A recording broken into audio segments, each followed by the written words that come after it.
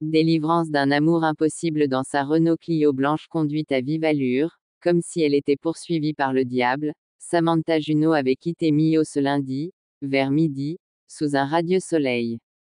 L'on était début mai. L'Aveyron n'avait pas, cette année, trop souffert des rigueurs de l'hiver qui avait été plutôt rude plus au nord. Le printemps revenait, avec force et splendeur, dans et tout autour de la vallée du Tarn. L'on devinait la sève gronder au plus profond des arbres et remonter à leur frondaison qui reverdissait en se parant de nouvelles feuilles, tandis que les arbustes et les plantes sauvages partout refleurissaient. Les senteurs de la nature renaissante embaumaient les monts, vaux et près de cet univers au relief tourmenté et au charme bucolique féerique et éblouissant, dans la douceur ensoleillée de la mi-journée. Samantha était aveugle et sourde aux merveilleuses fureurs de cette nature ravivée et impétueuse. Une vingtaine de minutes plus tôt, elle avait quitté la rue Ferré. Elle avait rapidement slalomé dans Millau, enfilé la longue avenue Jean Jaurès, la rue Alfred Gilbert et l'avenue Charles de Gaulle. Elle avait ensuite pris, au sortir de la ville, la direction nord-ouest par l'autoroute A75 pour se retrouver là, toute seule sur le viaduc. À cette heure de la journée, le trafic était de faible intensité, sur ce majestueux pont à haubans jeté sur la vallée du Tarn, entre la Causse Rouge et la Causse du Larzac sur quelques 6 kilomètres. Le péage franchi, Samantha était repartie en trombe, pour se ranger, quelques 2 kilomètres plus loin, sur la bande d'arrêt d'urgence. Elle sortit lentement de son véhicule qu'elle contourna pour s'approcher de la rambarde de l'ouvrage. Samantha avait les cheveux en bataille et sa petite robe à fleurs collée à son corps de rêve, sous l'effet du vent qui soufflait plus fortement à cette altitude que dans Vallée encaissée, quelques 400 mètres plus bas.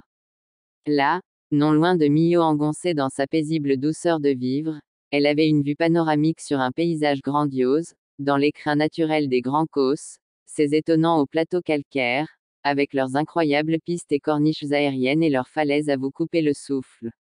La jeune fille avait la tête ailleurs. Le regard lointain et embué de larmes, elle ne voyait ni n'entendait plus rien. Elle était toute à l'intérieur d'elle-même, dans sa tête qui faisait défiler à grande vitesse le film de sa vie à peine vieille de 25 années. Samantha se revoyait 20 années plus tôt, là-bas, dans le milieu de son enfance et de son adolescence qu'elle avait quitté à la hâte, une demi-heure auparavant. Elle venait d'avoir 5 ans. Fière dans sa toute première blouse d'écolière, sa menotte accrochée à la main de sa mère, Marie-France le marchand, elle allait à la découverte de l'inconnu, le cours élémentaire Borgard sur l'avenue Verdun. L'école n'était distante de la rue Ferré où l'enfant et sa maman habitaient, que de 800 mètres, en passant par les trottoirs plantés de platanes ombrageux de l'avenue Jean Jaurès et du boulevard de l'Hérolle, puis en coupant par les rues Saint-Jean et Jean Moulin. Le matin de sa première rentrée des classes, ce trajet hors du cocon familial, à la découverte de cet autre univers, lui parut interminable. Comme quand elle accompagnait sa maman faire ses courses ou aller chez le coiffeur ou chez le teinturier, la petite attirait les regards et suscitait des commentaires, des plus discrets aux plus appuyés. Marie-France rougissait ou pâlissait en les entendant. Mais elle ne répondait jamais, préférant poursuivre son chemin, la tête haute, le visage éclairé par un sourire de défiance. À cet âge-là, Samantha ne comprenait rien de ce qui se susurrait ou se disait à haute voix à son passage avec sa maman dans les rues de Millau. La fillette était belle et adorable comme pouvait l'être une enfant resplendissante de bonne santé et heureuse de vivre. Elle avait longtemps pensé que c'était pour cela que les gens rencontraient la dévisager impudiquement ou la regardaient à la dérobée et parlaient d'elle, forçant le sourire de sa maman. L'innocente Samantha était certes une enfant comme toute autre. Mais de méchants et haineux regards ne voyaient en elle que le fruit de relations honteuses entre Marie-France et un nègre d'Afrique.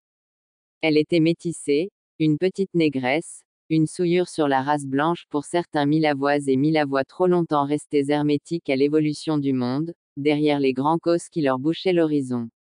Cela faisait mal à Marie-France, au plus profond d'elle, quand bien même elle n'en laissait jamais rien paraître, pour que sa fille n'entrât pas dans la vie avec le traumatisme du rejet social bêtement raciste. Samantha était la seule personne de couleur de tout le cours Borgard. Durant les premières années qu'elle y passa, ses rapports avec ses camarades de classe baignaient dans l'inconscience et l'innocence propre à leur âge, jusqu'à ce de grandes personnes, des papas et des mamans, ne vinrent les polluer. Des enfants répétant ce qui se disait à la maison, autour de la table, se mirent à l'accabler. Elle fut, maintes fois, victime de propos et d'actes racistes de la part de petits garçons et filles odieusement instrumentalisés par leurs parents. Elle se rappelait ce matin où elle refusa de retourner à l'école. Elle était au cours moyen deuxième année. C'était un mercredi, au soir du dernier jour de vacances de Pâques agréablement passées avec Marie-France, chez une amie à elle, sur la Côte d'Azur. Je n'irai plus à l'école, maman, on m'y fait trop mal, avait-elle hurlé, en voyant Marie-France préparer ses affaires pour le lendemain. Interloquée, elle resta un instant sans voix. Puis, tendrement, elle prit la petite fille dans ses bras. En sanglots, elle déchira par bribes le voile du calvaire qu'elle vivait si douloureusement, de jour en jour, sous le préau du cours Borgard. Elle en avait gros sur le cœur. Libérée du secret de ses malheurs, la petite fille apaisée, et réconfortée par sa maman, avait fini par s'endormir sur son sein. Sans prendre rendez-vous, Marie-France s'était dès le lendemain matin présentée devant Madame Renée Girard, la directrice du cours Borgard. Elle se plaignit vigoureusement des honteuses vexations et maltraitances dont Samantha était victime à l'intérieur même de l'établissement, s'offusquant qu'elle et les maîtres d'école étaient sans réaction face aux agissements et comportements racistes à son encontre. Elle lui fit remarquer, sans détour, que leur passivité n'était ni plus ni moins qu'une forme de complicité mesquine avec les parents des élèves qui stigmatisaient sa fille et qu'elle connaissait tous. Elle menaça de s'en ouvrir à la presse et de porter l'affaire devant la justice, si elle ne faisait rien pour que cette ignominie cessât. Madame Girard jura par tous les saints qu'elle n'était au courant de rien. Qu'elle allait convoquer un conseil de crise pour tirer la situation au clair et prendre les mesures qui s'imposeraient. La rencontre s'était tenue le surlendemain, après les cours de l'après-midi. Les parents d'élèves incriminés avaient été vertement tensés et rappelés à l'ordre républicain qui était liberté, égalité et fraternité pour et entre tous les citoyens, sans considération d'origine, de couleur ou de religion. Elle exigea qu'ils présentassent des excuses à Madame Marie-France Le Marchand, menaçant d'exclure leurs enfants de l'établissement s'ils ne s'exécutaient pas séance tenante et si leur chère tête blonde n'adoptait pas un comportement plus civilisé à l'égard de Mademoiselle Samantha Junot. Samantha termina sa dernière année scolaire à Borgard sans plus être inquiétée. Grâce à sa mère, elle avait remporté une première et grande bataille, celle du respect de sa différence qu'on venait de lui révéler brutalement. Elle comprit également qu'il lui faudra, toute sa vie durant, continuer ce combat pour la dignité, en restant plus que jamais fière de ses origines plurielles, de sa double appartenance ethnique et raciale, de ce métissage biologique et culturel dont un éminent africain disait, à raison, qu'il est le fondement de la civilisation de l'universel. La circulation était toujours fluide sur le viaduc de Millau. Arrivé à la hauteur de la Clio de Samantha, un automobiliste qui l'avait reconnu, ralentit et manœuvra rapidement pour se garer devant elle. C'était Jean-Christophe Ducet. Salut Sam, t'as un problème mécanique, au beau milieu du pont. Tu veux que je t'appelle une dépanneuse? Installe-toi donc dans le véhicule. C'est peut-être le printemps, mais tu risques d'attraper la crève sous ce foutu vent. Jean-Christophe sortit Samantha de ses pensées lointaines. Elle se retourna et sourit largement en le reconnaissant. Elle lui répondit qu'elle n'avait en fait pas de problème avec sa bagnole. Qu'elle s'était arrêtée juste un instant pour contempler le paysage. L'homme reconnut qu'effectivement il était fascinant, de ce point d'observation, mais qu'il ne fallait peut-être pas rester longtemps là. Samantha et Jean-Christophe étaient amis depuis le lycée Jeanne d'Arc de Millau qu'ils avaient intégré la même année. Il était toujours amoureux de cette splendide fille à la peau couleur caramel. Mais, au bahut, elle avait plus cœur au travail qu'aux amours, d'autant que Marie-France, professeure de mathématiques dans l'établissement, ne lui en laissait aucunement la liberté. Passe ton baccalauréat, et seulement après tu seras libre de faire les meilleurs choix pour toi, lui avait-elle dit. Samantha avait suivi les conseils de sa mère, comme à son habitude.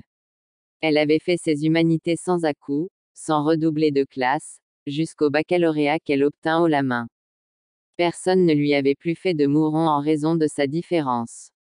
Au contraire, les jeunes lycéens, plus ouverts que leurs parents sur le monde et prompts à accepter l'autre étaient plutôt sous son charme, pas seulement pour sa beauté ensoleillée, mais également pour son intelligence et une joie de vivre communicative qui faisait que sa compagnie était des plus recherchées. C'était pour tout cela que, même si son amour pour Samantha n'avait pas eu le répondant désiré, Jean-Christophe n'en avait pas moins continué à entretenir avec elle une sincère et solide amitié. En vérité, un seul homme avait jusque-là compté dans la vie de la jeune fille, le père qu'il ne connaissait pas. Depuis les fâcheux événements du cours Borgard qui avaient commencé à lui ouvrir l'esprit et le cœur sur les bizarreries du monde des adultes, elle n'avait eu de cesse d'interroger Marie-France sur l'auteur de ces jours. C'était d'ailleurs leur seul point de friction, le seul qui rendait la fille boudeuse et quelquefois hystérique, quand ces questions, toujours plus insistantes, ne trouvaient pas de réponse auprès de la maman.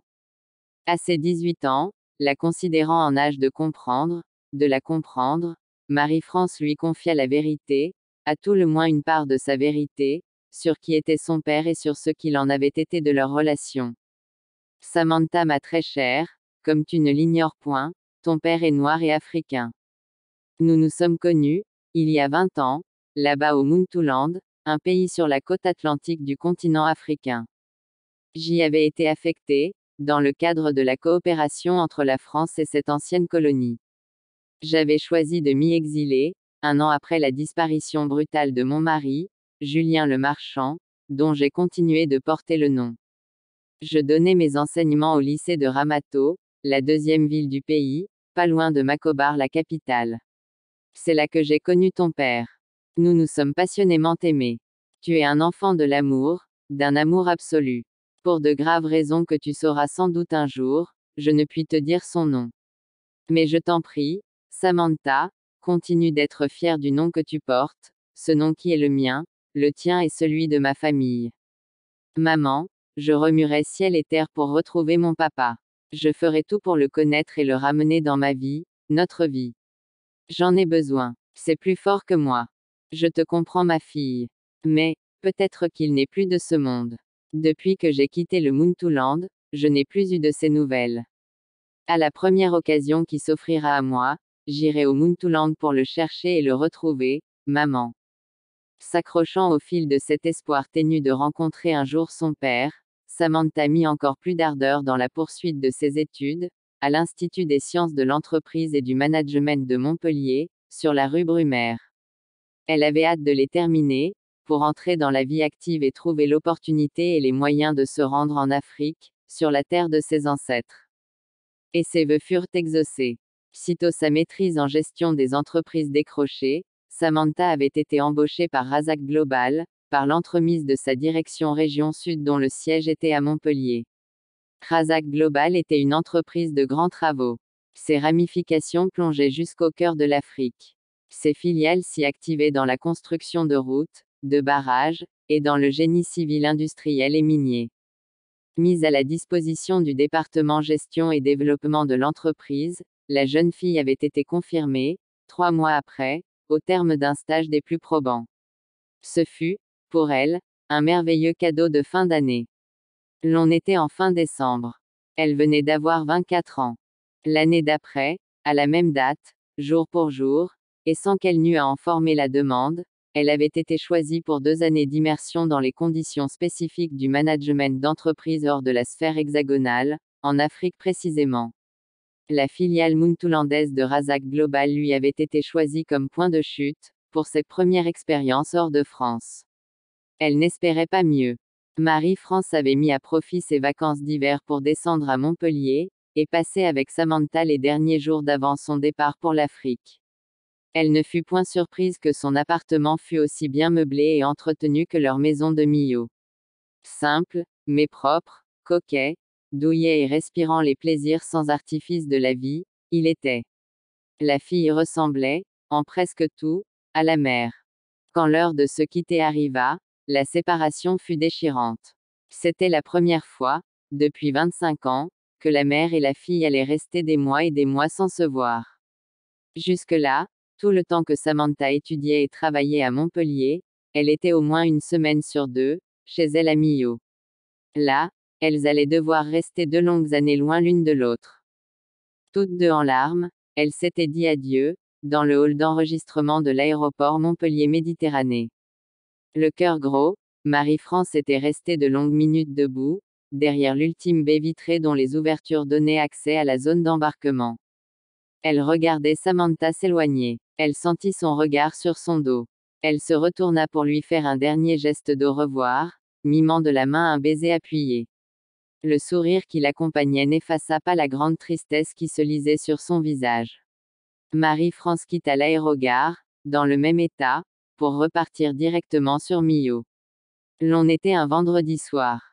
L'atmosphère ambiante lui paraissait plus brumeuse et maussade que d'ordinaire. Après une heure d'escale à Paris-Orly, Samantha avait pris la correspondance pour le Moontoland. Elle n'avait pas fermé l'œil de toute la nuit. Ses pensées diffuses étaient, durant tout le voyage, partagées entre les conseils de prudence et de bonne tenue en terre africaine que lui avait prodigué Marie-France, son impatience de découvrir cette autre partie de son être et de son âme, l'inévitable angoisse qui habite toute personne allant vers l'inconnu, et sa volonté de bien accomplir la mission qui lui était dévolue, quoi qu'il pût advenir. En cette fin de matinée, sur le pont de Millau ouvert à tous les vents, la chaude morsure d'un soleil printanier dont l'éclat gagnait en intensité dans le ciel raviva ses souvenirs d'Afrique. Gravés à vie dans sa mémoire, ils lui revenaient à l'instant. Tels qu'elle les avait vécus, les moments auxquels ces souvenirs renvoyaient étaient tout simplement merveilleux, jusqu'aux bouleversements qui intervinrent plus tard dans sa jeune vie, et qu'il était sombrement en train de ruminer, au-dessus de la vallée du Tarn. Samantha était arrivée à l'aéroport international Patrice Lumumba de Macobar à l'aube, une aube fraîche et lumineuse qui contrastait avec le temps glacial et gris qu'elle avait quitté, 6 heures plus tôt. Ce qui l'avait frappé lors de ce premier contact avec l'Afrique, c'était ces visages d'un naturel souriant qui lui disaient bonjour et lui souhaitaient la bienvenue, sans la connaître. Après la récupération de ses bagages et les formalités de police et de douane, Samantha fit mouvement vers la sortie de l'aérogare. Elle distingua, à l'écart d'une foule bigarrée d'accueillants fortement présents dans le hall des arrivées, un gaillard en livrée bleue, casquette assortie sur la tête. Elle s'en approcha rapidement, en réponse à l'appel de la pancarte qu'il tenait à bout de bras. Son nom y était inscrit en gros caractères. L'homme se décoiffa et engagea la conversion, sur un ton enjoué. Mademoiselle Junot, n'est-ce pas? Bonne arrivée. J'espère que vous avez fait un excellent voyage. Je m'appelle Mamadou Makalou. Je suis le chauffeur de Razak Muntulande chargé de vous amener à votre hôtel, le Tamango. Merci bien, monsieur Makalou. Le vol s'est très bien passé. Mais je suis un peu fatigué. Je crois que je me mettrai au lit, dès mon arrivée à l'hôtel. Comme on est samedi. Vous avez parfaitement raison, mademoiselle. Laissez-moi donc pousser votre chariot. Mon véhicule est garé tout près, dans le parking de l'aéroport. Nous n'aurons pas trop à souffrir des embouteillages. Dans au plus 30 minutes, vous serez arrivé à destination. Et vous pourrez bien vous reposer. Ses valises parfaitement rangées dans le coffre à bagages, Samantha déclina poliment l'invite révérencieuse que lui fit Mamadou Makalou de prendre place sur le siège arrière du véhicule, une luxueuse BMW de couleur noire. Elle s'assit devant, à côté de lui, ainsi qu'elle en avait l'habitude avec Marie-France, chez elle en France. À dire vrai, en son fort intérieur, elle n'entendait point se laisser traiter en VIP étrangère, snob et se comportant comme en territoire conquis, ici sur la terre de ses aïeux. Elle avait spontanément réagi de la sorte. Sur le siège avant du véhicule qui faisait cap sur la haute ville, Samantha tomba sous le charme des superbes villas et rutilants immeubles qui encadraient la grande voie de desserte aéroportuaire, et également la corniche méridionale, bouchant, à de nombreux endroits, la vue sur la mer. La jeune fille fraîchement débarquée voyait là des signes patents de développement, d'émergence économique et sociale. Il y avait, sans aucun doute, une part de vérité dans cette appréciation de prime abord. Ce que Samantha n'était évidemment pas censée savoir était que ces réalisations, signes apparents d'enrichissement, n'étaient pas toujours les fruits d'œuvres licites. Elles résultaient, en bon nombre, ici comme ailleurs sous d'autres cieux tropicaux, de rapines de deniers publics, de trafics et de crimes économiques dont le blanchiment d'argent sale. La jeune Française qui sortait pour la première fois de sa bulle aseptisée, était à 1000 lieues de ces considérations. Quoique la prévarication et la corruption font partie des tares éternelles du système capitaliste au service duquel elle s'était mise. Sous le soleil qui commençait à chauffer un tantinet, Samantha avait plutôt plaisir à contempler la Rivera, cette longue plage sablonneuse au sable fin plantée de cocotiers qui s'étendait en contrebas de la corniche, aux endroits où le domaine public maritime n'avait pas été impunément colonisé par les plus que nantis de la haute société muntoulandaise, au fil des régimes qui se sont succédés au pouvoir. À l'approche de la haute ville, Samantha tomba en admiration devant la grande mosquée blanche et verte. Mamadou Makalo lui fit comprendre que ces couleurs étaient symboliques de la paix à entretenir au sein de la famille islamique et avec les autres confessions religieuses, et de la permanente quête de perfection spirituelle et morale donnant tout son sens à la vie ici-bas. Elle vit dans les deux interminables minarets de la mosquée qui crevaient le ciel azur, et dans la croix penchée, tendue sur la droite de la cathédrale immaculée qu'elle découvrit, un demi-kilomètre plus loin, d'absolues prières et offrandes à Dieu. Ils lui firent penser à l'idée de rentrer dans les ordres qui lui avaient traversé l'esprit, un mauvais soir de vague à l'âme. Cette évocation lui arracha un sourire. Elle était restée croyante, mais juste ce qu'il fallait pour être en paix avec elle-même. Il ne lui déplut pas de constater, comme le lui confirmait Mamadou Makalo, que musulmans et chrétiens vivaient en parfaite harmonie au Muntouland. Qu'ensemble, ils n'avaient de souci qu'avec les djihadistes, en fait des brigands sanguinaires qui, sous le couvert de l'islam, étaient épisodiquement coupables de meurtrières exactions, au nord du pays, sur des populations musulmanes. Aussi paradoxal que cela pouvait être. Le Tamango était un luxueux 4 étoiles. Makalo avait accompagné Samantha jusqu'à la réception de l'hôtel pour la présenter et la laisser accomplir les formalités d'arrivée. Il la laissa monter à sa chambre, après avoir convenu de l'heure à laquelle il viendrait la prendre le lundi pour le siège de Razak. Étant entendu qu'il restait à sa disposition tout le week-end, au cas où elle voudrait faire une balade en ville. Elle ne le dérangea pas. Elle préféra, le samedi après-midi et le dimanche matin, faire en solitaire de petites promenades dans les parages de l'hôtel. Ses premières sorties vagabondes l'avaient menée sur le boulevard Marengo longeant le port et la gare internationale, sur la place des grands hommes, cœur palpitant de la haute ville, au marché indigène et européen qui ne faisait jamais relâche, et sur la place Sheraza autour de laquelle les avenues descendant du palais présidentiel, bordant le Parlement et le musée colonial rencontraient la longue corniche montant de la Rivera. Samantha ne s'était aucunement sentie dépaysée dans la haute ville de Macobar à travers laquelle elle avait fait ses premiers pas en Afrique. Elle lui donnait même une sensation de déjà-vu et de déjà-vécu, avec ses vieilles bâtisses blanches et ocres qui défiaient le temps, ses avenues et rues taillées au cordeau, ses monuments trônant majestueusement sur de larges places gazonnées et fleuries, ses boutiques de mode, ses cafés à terrasse et son marché à l'occidental. Normal. Cette partie de la capitale muntoulandaise lui rappelait sa ville. C'était un morceau de France, un vestige de l'époque coloniale conservé comme une précieuse relique par des nostalgiques et par ceux qui vinrent au pouvoir après eux. Guillaume Seznec, le directeur général de Razak Muntulande, n'était pas imbu de sa puissance qui était pourtant réelle. Parti de presque rien, il s'était hissé au sommet, par la force du poignet, mais également en étant en parfaite intelligence, avec les États et sous tous les régimes, durant 5 décennies de présence africaine. La Seznec-SA, qui était le fruit de tout cela, avait atteint la cote de première entreprise muntoulandaise du BTP.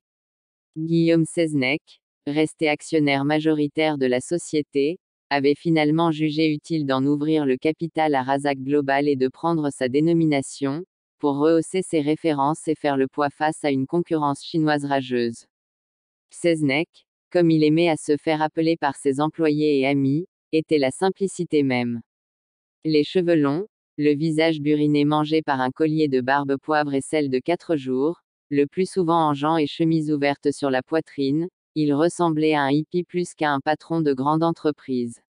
C'est ainsi qu'il apparut à Samantha Junot, le lundi, à leur prise de contact. Et ce fut sans façon qu'il l'avait présenté à ses proches collaborateurs qu'il avait réunis autour d'une petite collation de bienvenue, dans la salle de conférence du siège. J'ai le plaisir d'accueillir et de vous présenter Samantha Junot. Elle nous arrive de Montpellier, de la direction région sud de Razak Global qui nous l'envoie. Elle sera avec nous pour un stage longue durée, de 2 ans, si tout se passe bien. Samantha va seconder Robert Dino Mansart dans la gestion du portefeuille PME sous-traitante. Ses compétences et son expérience française dans ce domaine nous seront utiles dans l'amélioration de nos relations avec les moyennes entreprises partenaires. Bienvenue à Razak Muntulande et bon séjour chez nous. Chez vous, devrais-je également dire. Car vous êtes bien chez vous, ici au Muntulande. Guillaume Seznec avait ainsi énigmatiquement conclu son propos. Samantha n'y avait vu nulle malice, sauf peut-être une vague allusion à ses origines partiellement africaines que son teint révélait tout naturellement. Et elle paraissait en être fière, d'autant qu'elle était venue en Afrique, pas uniquement pour le travail, mais également remonter la source, sur les traces de l'auteur inconnu de ses jours. Après les présentations individuelles, les mots gentils et autres amabilités de circonstance, la collation n'avait pas tardé à prendre fin. Les uns et les autres avaient rapidement rejoint leur bureau. L'assistante du directeur général avait guidé Samantha jusqu'à la direction finance et comptabilité où elle devait prendre ses quartiers. Robert Dino Mansart, le chef du département, était absent, pour une mission à l'intérieur du pays. Il ne devait reprendre service que la semaine d'après. La jeune fille avait mis à profit ce temps pour s'imprégner des dossiers en cours. Le choc s'était produit à leur première rencontre. De retour de mission, Robert Dino Mansart avait directement regagné son bureau. Il faisait partie des rares hauts cadres noirs de l'entreprise et entendait tenir son rang, sans reproche. La quarantaine bien sonnée, le chef du département finance et comptabilité était un bel homme. Grand de taille, la dégaine alerte et sportive, très soigné et élégant dans son port, il avait le visage tel un livre ouvert sur lequel se lisaient la sympathie et la courtoisie, mais aussi la rigueur, l'assurance et la détermination propres aux gens de qualité qui ont triomphé de bien des adversités qui jalonnent une vie. Quand Samantha reçut sa forte poigne dans la sienne, une bien étrange sensation la parcourut de la tête aux pieds. Une douce chaleur lui laboura le corps. Elle était comme envoûtée, incapable de maîtriser, voire même, de cacher les émotions qui la submergeaient et la déstabilisaient, face à cet inconnu qui s'introduisait aussi brutalement dans sa vie, dans son être. Le coup de foudre. Robert Dino feignit ne s'être aperçu de rien, des troubles qu'il avait semés en cet innocent enfant. Il s'empressa d'ailleurs de faire glisser la conversation sur les tâches pratiques qui allaient lui être confiées dans les dossiers en cours. Reprenant ses esprits, elle lui confia qu'on lui avait permis de les consulter en son absence, et qu'elle était dans les conditions de se mettre immédiatement au travail. Les jours, semaines et mois qui suivirent furent laborieux. Samantha aimait travailler et s'en donnait à cœur joie. Son apport à l'entreprise était apprécié de tous. Elle reçut même, à plusieurs reprises, les félicitations de Guillaume Seznec qui se fondaient notamment sur les remontées de dossiers et d'appréciation que lui faisait régulièrement Robert Dino Mansart. Le mélange de bonheur et de souffrance produit en Samantha par le choc de son premier contact avec Robert Dino Mansart avait, jour après jour, gagné en intensité. L'homme n'était pas resté insensible à ses charmes et à l'amour qu'elle couvait à son endroit, aussi brûlant que des charbons ardents sous la cendre. Un soir d'hivernage, ils cessèrent de résister aux sentiments qui les brûlaient intérieurement. Ce fut ensuite le grand amour, discret au bureau, euphorique dehors. Il était si intense et troublant que l'un et l'autre se comportaient comme s'ils s'étaient connus depuis toujours, ou étaient prédestinés à être ensemble. La présence insolite au milieu du viaduc détectée par les caméras de surveillance avait fini par être remarquée sur les écrans de contrôle. L'alerte donnée, des secours avaient été dépêchés sur les lieux. Mais ils étaient arrivés trop tard. L'équipe avait vu, de loin, une forme humaine flotter dans le vide, un temps qui semblait une éternité, puis terminer sa chute au fond de la vallée du Tarn. C'était Samantha. Après plus d'une heure passée à ressasser intérieurement sa vie, elle était ainsi passée à l'acte. Elle avait escaladé la rambarde du viaduc et sauté dans le vide. La nouvelle de son suicide, donnée à chaud par le correspondant local d'une agence de presse, fut reprise par divers journaux, dont l'Expansion du Muntulande.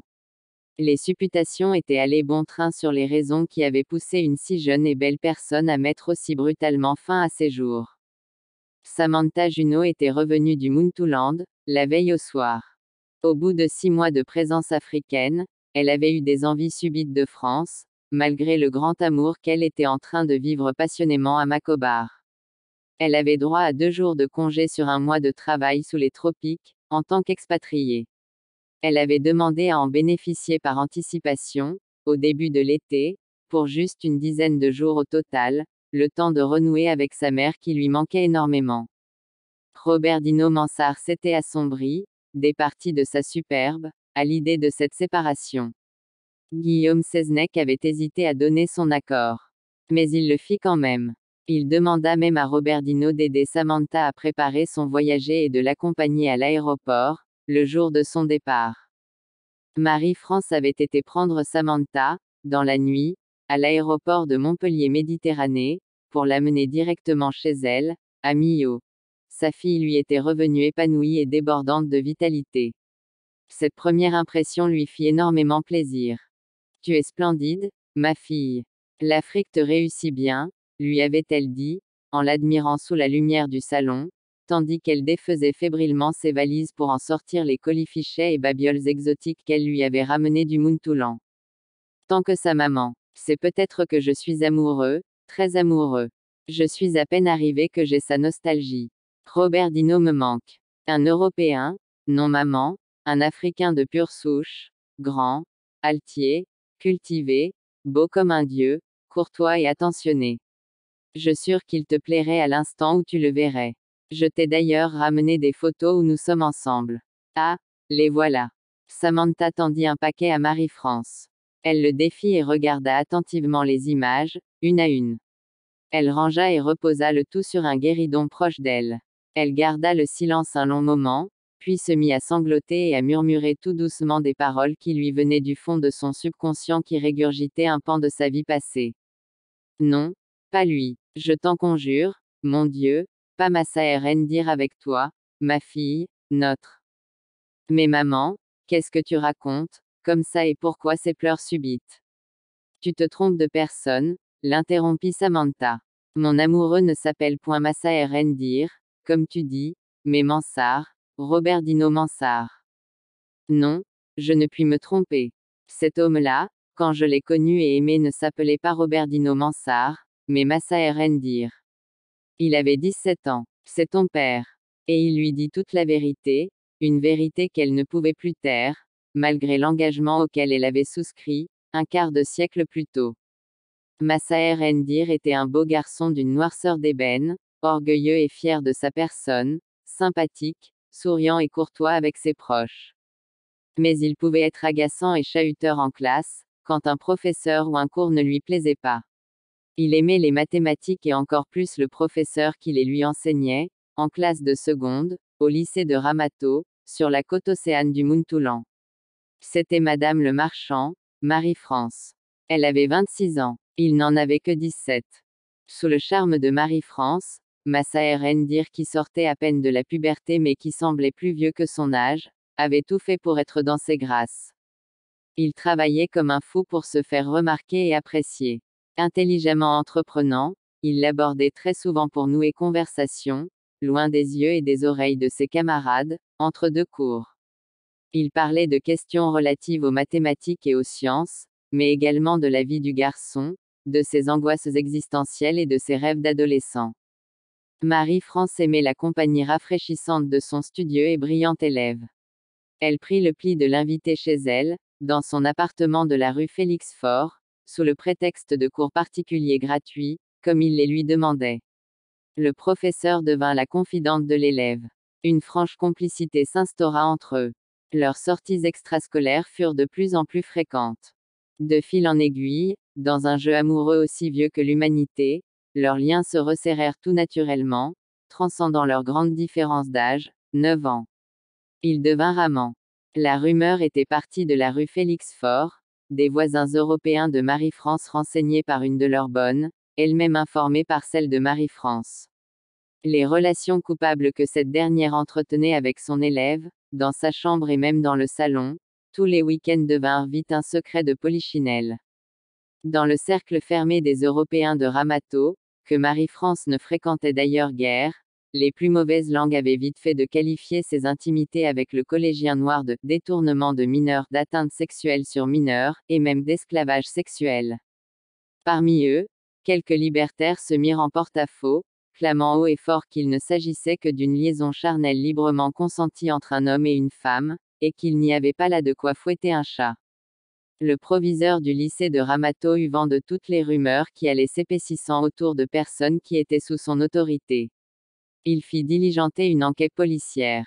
L'étroite surveillance à laquelle le domicile du professeur fut soumis confirma l'évidence. Un rapport circonstancié fut commis et transmis au proviseur. Il en référa, en procédure d'urgence, au ministre de l'Enseignement et de l'Éducation du Munthulan qui s'en ouvrit immédiatement à son homologue français. Au regard d'une loi que le Munthuland et la France avaient sensiblement à l'identique, les amours entre Marie-France le Marchand et Massaër Ndir étaient pénalement répréhensibles. Un adolescent, quel que soit son degré de précocité, n'est pas censé avoir la maturité et le discernement requis pour consentir à des rapports intimes poussés avec un adulte, surtout quand cette personne est de surcroît son professeur. L'enseignante, avait-on souligné, de par l'autorité et l'influence que lui conféraient ses fonctions, avait manipulé l'enfant et instauré avec lui cette relation d'autorité abusive qui avait accouché de ce qui risquait d'être un très grand scandale. Et la crainte fut qu'il entachât gravement la coopération, mutuellement enrichissante, entre la France et le Munthuland, si la presse en faisait ses choux gras. Les autorités munthulandaises et françaises s'accordèrent donc pour étouffer l'affaire. En contrepartie de leur acceptation de ne pas porter plainte, les parents de Massaër se virent proposer la prise en charge des frais d'études du jeune homme, non au Munthuland, mais dans un pays voisin, sous une autre identité et sous la tutelle d'un Européen qui s'était d'emblée proposé. Plutôt fiers de la prouesse de leur étalon en herbe et n'ayant à aucun moment envisagé d'ester devant les tribunaux, ils ne se firent pas trop prier. Massaër Ndir était ainsi devenu Roberdino Mansart, à l'état civil. Il termina sa scolarité au Walaba voisin, obtint le baccalauréat scientifique avec mention et fit de brillantes études supérieures en économie et gestion. Son tuteur n'était autre que Guillaume Seznec. Celui qui était comme un père pour lui, le prit quasiment comme directeur financier, directeur général adjoint de fait, après l'avoir fait revenir au Munthuland, pour de bon, chez lui auprès de ses parents. L'administration avait été quelque peu clémente avec Marie-France le Marchand. Comme il n'y avait pas eu plainte de la part des parents de l'élève et que le ministère public avait évité de se saisir de l'affaire, la jeune femme n'eut pas de souci pénal avec son « histoire d'amour ». On la laissa terminer l'année scolaire, avant de la rapatrier, mais avec la ferme injonction de ne pas revenir au Munthulan, ou de renouer une quelconque relation avec l'adolescent. Marie-France s'en était retournée dans sa ville de Millau, pour se reconstruire, vivre sa vie autrement. Elle s'aperçut qu'elle portait une grossesse de 8 semaines, peu après son rapatriement.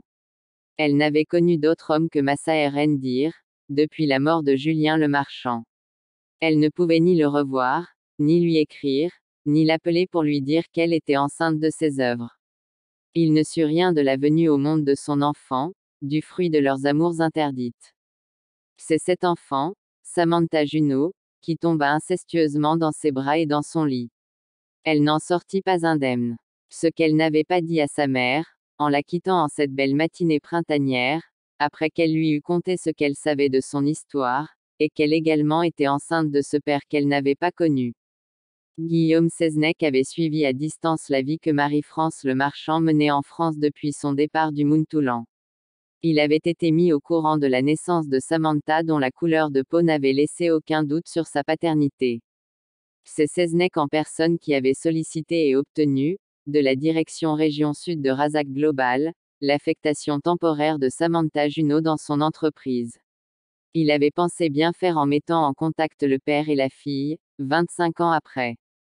Mais ce rapprochement se solda par une tragédie, le suicide de Samantha pour sa délivrance d'un amour impossible.